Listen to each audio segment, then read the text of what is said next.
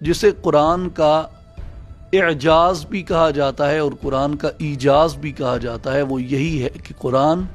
جامعیت کے ساتھ ایک مختصر پیرائے اور مختصر وقت کے اندر قرآن ایک عظیم ترین وزڈم کو ڈیلیور کرتا ہے ہم تک۔ اور آپ اندازہ لگائیے، یہ 2 لائنوں کے اندر، ایک لائن کے اندر یہ سورہ لکھنے میں مکمل ہو جاتی ہے، ایک لائن ہے، لیکن اس ایک لائن میں زندگی کا پورا فلسفہ، کامیابی کا اور ناکامی کا پورا فلسفہ قرآن کریم نے بیان فرما دیا۔ اور شارح مسلم امام نووی رحمۃ اللہ علیہ نے ریاض الصالحین میں انہوں نے حضرت امام شافعی رحمۃ اللہ علیہ آپ کا یہ قول بلیغ انہوں نے نقل فرمایا ہے کہ امام شافعی رحمۃ اللہ علیہ اس سورہ والعصر کے متعلق فرمایا کرتے تھے کہ ان الناس او اکثرهم فی غفلت عن تدبر هذه السورہ، وہ فرماتے ہیں کہ اکثر لوگ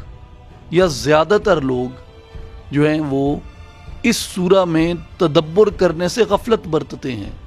لوگوں نے آج تک تدبر نہیں کیا ہے اس سورہ مبارکہ کے اندر۔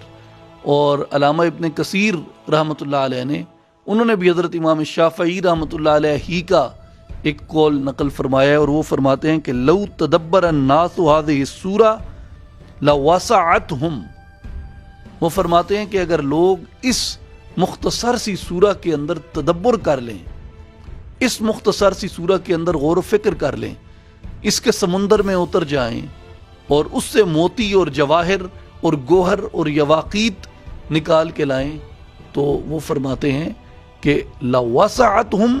یہی ان کو کافی ہو رہے، یہی ان کو تمام ہو رہے۔ اور پورے قرآن کا مغز اللہ تعالیٰ نے، پورے قرآن کی روح اللہ تعالیٰ نے سمیٹ کے ہدایت کے طور پہ اس ایک سورہ کے اندر رکھ دی ہے۔